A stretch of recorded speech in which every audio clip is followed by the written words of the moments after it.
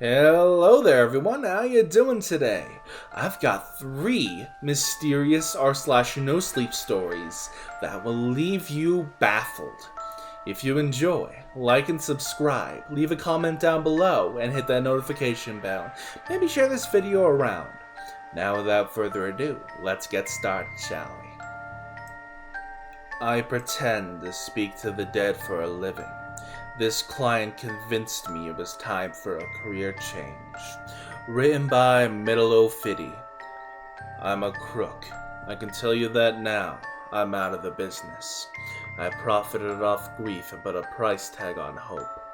Go ahead and judge me. I deserve it. I was the geezer standing by your mother's coffin and offering you the chance to speak to her again. You lapped me up, drowned me in cash and untaxed earnings. Why wouldn't you? There's 3 sorts of psychics. The first sort are the professionals. They know the tales they're spinning on nonsense, but they're smart enough to say the right things. They notice little things about you: wedding rings, engagement rings, your grandma's rusty locket around your neck. They're expert statisticians and can work out the likelihood of medical traumas and life events with an uncanny perceptiveness. They know that everyone has an Uncle John or a dad that called them Princess. They tell you what you want to hear. Granddad is standing behind me, and he thinks your fiancé is an honest chap. That was me. I was chasing the money train, and boy did I get paid. The second sort are the whack jobs. They believe it, all the nonsense and crazy. They hear voices in their heads and slap a price tag on it. They sit on a throne of crystals and myth, and you buy what they say because they buy it themselves. And I've never met the third sort, the real psychics. But I'm certain they exist. As for one solitary day with one particular client, I was the real thing, and the experience was enough to make me pack the whole scam in. I'm in insurance now, the stats come in handy. I want to tell you about that day. I don't know why I'm unearthing it all again. For catharsis, maybe. I'd like to think someone like me will read this. A scam artist ripping off the bereaved, and maybe this tale will make them think twice before lighting a few candles round a table and claiming to speak for the dead. You see, the dead can speak just fine for themselves. It was a regular day. The weather sucked. The bills had to be paid. I had a few clients in the afternoon. Some regular old ladies with dead husbands that bought everything I told them. I had found their Facebooks and had a wealth of memorials to give them. I had a new client coming in that morning. I was setting in the table and brewing the tea for him. You always gotta make tea in Britain. It fills people with warmth and makes them feel at home. They've gotta feel at home if they're gonna be scammed. There's a few things I'd ask of my clients and things they'd ask of me. I'd ask for them to bring along personal belongings of the dead they wish to speak to. Often it was jewelry or antiques. One time a couple of bereaved parents bought their dead child's stuffed bear. I didn't feel good about that paycheck. Some of the clients would ask me to have things that might comfort them. Handkerchiefs, their favorite fizzy beverages, cigarettes, and so on. This guy asked for lychees. Weird. I spent the last night running around food stores trying to find the damn things. In the end, I could only get a hold of some canned ones and hoped that would suffice. He arrived early. He was wearing a beaten leather jacket and looked around 50 years of age. He smelled like sour tobacco and must. He was silent and didn't give much away. I hated his sort. He had no wedding ring, no tattoos with any names written in faded ink, no scars or anything. He was a page of invisible ink that I'd have to read. Come in and sit." I pointed to my table in workroom, and he sat gruffly. "You must be Lucian Linwood. Pleasure to meet you." "Got the lychees?" He glanced at the table and at my porcelain teapot. I slipped the can onto the table. I prefer fish, but I'll make do. I've never been to one of you lot. I'm curious. Real curious. How long you been at this? All my life, I lied effortlessly. I've always seen things others didn't. The first ghost I ever spoke to was my twin brother. He died when I was 5. He introduced me to the Aether, the world in which we all must one day inhabit. Is there anyone in particular you'd like me to speak to today? You tell me, he said, pouring himself a long cup of tea and cracking open the tin of lychees with the tin opener I provided. I think I have someone here. An older woman, very stir and strong. Yes. I think Jan, or something like that. She wants me to tell you she's real proud of you. She sees that you've not accomplished all you wanted, but there's still time. Keep at it, boy. That's what she's saying. Feed someone too much positive, and they think they're flattering their ego. Scruffy clothes told me this guy was down on his luck. His sword always liked the idea it might get better. That sounds like my great aunt, though she ain't called Jan. She's called Nan, my auntie Nan, he said. He popped a lychee in his mouth and cracked it open with his teeth. You ain't got her husband, my uncle? Gerard? Jerry. No, she's saying he's doing real wonders where he's at. The quickest way to get people to believe you is to indicate there's a limit to what you can do. Give them too much and they'll think the fruit basket is too good to be true. But they don't need to know that. Jeremy, but you're close enough. Maybe you are the real deal. Boy, I'm sure he's doing real well. He popped another lychee into his mouth. There was a callousness to the way he spoke. A chill. The room was uncomfortably cold. My heating was cranked up, so it didn't make sense for the temperature to have fallen so low. And then I felt it. Just the smallest of touches. A hand on my shoulder. All the hairs on my neck were standing. Tell him he'll rot. A voice said, barely a whisper. It moved from ear to ear. Tell him there's pain waiting, hot and searing. Lucia seemed to notice my sudden unease, and a grin touched the corners of his lips.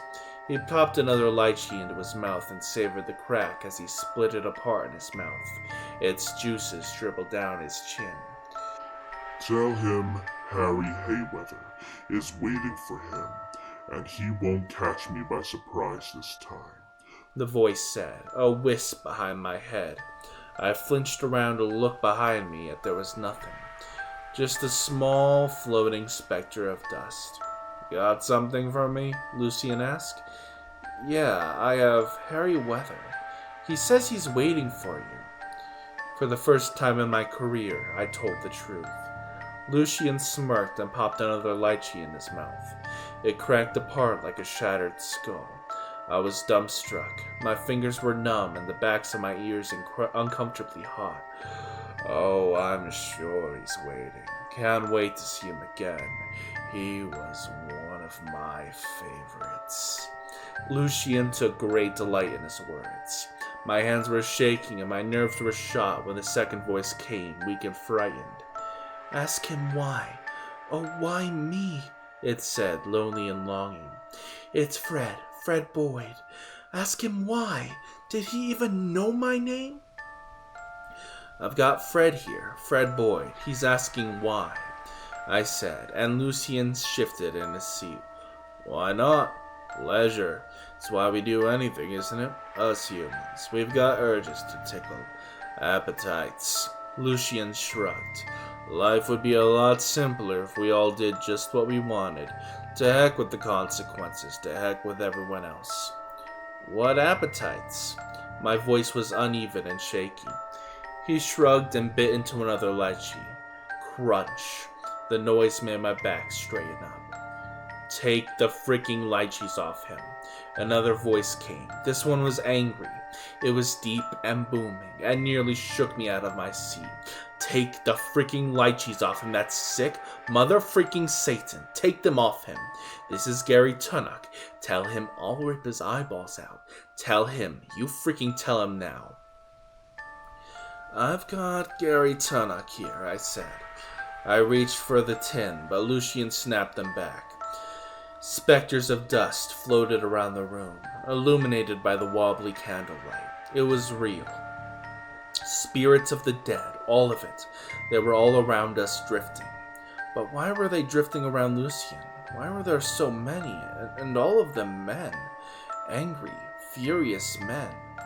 Gary Tunnock. Oh, I remember him. He fought like hell. Well, he didn't fight hard enough. Lucian smirked at me. He looked under the table and at my knobby knees. Have you ever tried lychee? Sweet, sharp, lovely and round. You can crack them open with your teeth, and all their juices spill out. Delicious. He took another lychee out, and the voices around me groaned and swirled. Another voice came, older and weathered by his empty years. I was his first, if only I was his last. That smirking witch and her evil yappy dog of a nephew. Kill him, empty the world of his scourge, it said with great appetite. Lucian only smirked, picking the last lychee from the tin. He held it beneath his teeth, keeping his lips spread apart so I could see. He pressed down and the lychee bulged and cracked. Translucent juices slipped down his chin and congealed in his beard. It isn't hard to do. Boy, do men scream, though. You gotta cut 'em off the jewels. Once you've peeled back the skin, they aren't so different from lychees, really. Tough, gamey, but boy, are they ever so sweet. He smiled. I want them to know, all those men around you, how sweet they tasted. And that is when I realized it was time for a career change.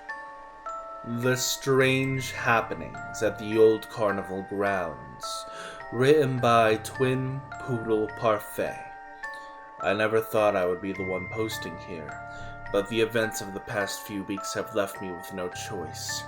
I needed to share this, to warn others who might stumble upon what I did at the Old Carnival Grounds.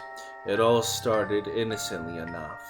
My friend and I, of group college students always on the lookout for something different to do, decided to explore the abandoned carnival grounds on the outskirts of our small town. The carnival had been shut down decades ago, leaving behind a creepy collection of rusting rides and faded banners.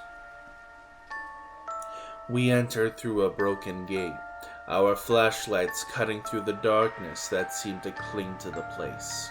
The air was thick with a strange, almost tangible energy. As we walked deeper into the grounds, we began to hear faint whispers, like distant conversations carried by the wind. Ignoring the unease settling in my stomach, we approached the dilapidated carousel. Its paint was peeling, and the once vibrant horses now looked like grotesque caricatures frozen in mid-gallop. As we circled the carousel, the whispers grew louder, forming into distant voices that seemed to echo from the empty air around us. And that's when we saw him, a man in tattered carnival barker's outfit, standing beside the carousel. His face was obscured by the shadows of a wide-brimmed hat, but his presence was undeniable. We tried to engage him in conversation, but he remained silent, his gaze fixed on the carousel. The whispers reached a crescendo, and suddenly the carousel lurched to life. The rusty gears groaned and the horses started moving, their painted eyes staring into our souls. Panic set in as we tried to flee, but an unseen force held us in place. The carnival barker raised his head, revealing hollow eye sockets that glowed with an otherworldly light. His voice, a low guttural sound, echoed in our minds. "Welcome to the show," he said, and the carousel spun faster and faster, the creaking metal drowning out our screams. We found ourselves transported to a nightmarish carnival, a twisted realm where reality blended with nightmare. The rides were alive, pulsating with an evil energy, and grotesque creatures roamed the grounds. Every attempt to escape only led us deeper into the nightmare. Days blurred into nights as we wandered the cursed carnival, our sanity slipping with each passing moment. We encountered other lost souls trapped like us, their eyes vacant and their expressions frozen in perpetual terror. The carnival barker, a spectral presence, watched over us, his laughter echoing through the eerie landscape. And finally we stumbled upon a rusted Ferris wheel that seemed to pierce the ominous sky. The carnival barker appeared before us, his skeletal hand gesturing towards the creaking structure. "The only way out is to take a ride," he whispered. With no other options, we boarded the Ferris wheel, the creaking and groaning reaching a deafening pitch. As we ascended, the carnival grounds faded away, replaced by the familiar world we knew. We stumbled out of the abandoned carnival, disoriented and traumatized. And since that night, my friends and I have been plagued by nightmares. We hear the whispers in the darkness, and sometimes when the wind blows just right, the distant laughter of the carnival barker reaches our ears. I can't shake the feeling that the old carnival grounds still have a hold on us, that we're never truly free from the strange happenings that occurred that fateful night. So, consider this a warning. If you ever come across the older carnival grounds, resist the temptation to explore. The carnival barker awaits, and once you enter his realm, escape becomes a distant memory. The Haunted Airbnb That No One Dared to Review, written by Waffle Weasel Wonder. As a seasoned traveler and a firm believer in the sharing economy, Amelia prided herself on finding unique and affordable accommodations. So when she stumbled upon a hidden gem on Airbnb, described as the Cozy Retreat, located in the heart of a picturesque town shrouded in mist, she couldn't resist booking it for her weekend getaway. The Airbnb listing was enticing, featuring images of a charming cottage surrounded by ancient trees, and the host, a mysterious figure named Mr. Blackwood, had stellar reviews. However, one detail caught her eye: the lack of written reviews. It seemed like every previous guest had left a glowing 5-star rating, but hadn't written a single word about their experience. Undeterred, Amelia arrived at the quaint town on Friday evening. The mist clinging to her cobblestone streets added an eerie touch to the surroundings. The cozy retreat awaited her, a silhouette against the dimming sky. Mr. Blackwood greeted her at the door, his face hidden beneath the hood of a tattered cloak, and handed her an old-fashioned key. Entering the cottage, she felt a sudden chill, though the fireplace was ablaze. The antique furniture and dimly lit rooms gave the place a timeless charm, but there was an unspoken heaviness in the air. Night fell as Amelia settled into bed. Strange sounds echoed through the cottage. Whispers, footsteps, and the occasional creak of a floorboard, each attempt to dismiss them as mere house settling, or her imagination proved futile. The shadows danced on the walls, taking unnatural forms that sent shivers down her spine. Haunted by an inexplicable curiosity, Amelia ventured into the town the next morning, hoping to uncover the truth behind the unnerving silence to Cozy Retreat's reviews. Locals avoided eye contact when she inquired about Mr. Blackwood or the cottage, their expression clouded with fear.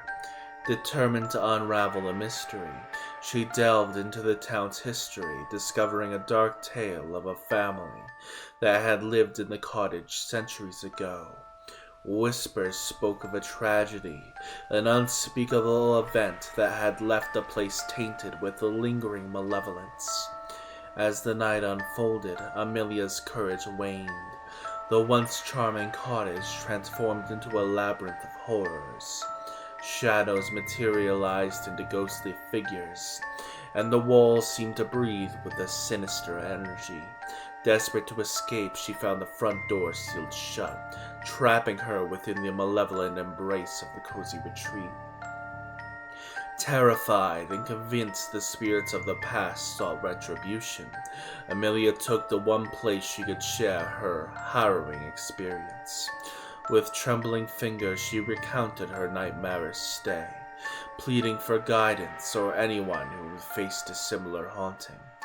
Days turned into weeks, and Amelia's post garnered attention, not for its horror, but for the eerie truth it uncovered.